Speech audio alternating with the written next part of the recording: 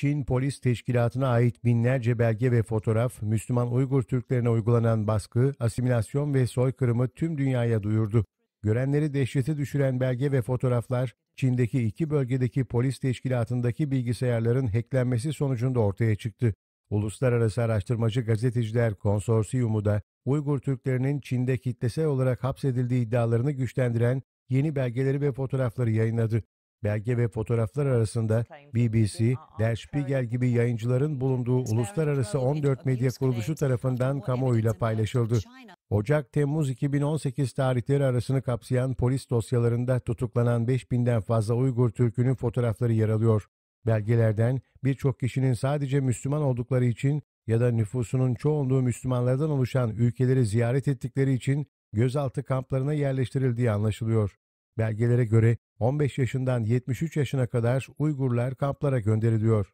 Bazı fotoğraflarda ellerinde sopalar ve demir coplar bulunan gardiyanlar göze çarparken, belgeler kamplarda yaygın olarak askerlerin görev aldığını, gözetleme kulelerinde keskin nişancı bulunduğunu ve kaçmaya çalışanlar için vur öldür protokolü uygulandığını gösteriyor.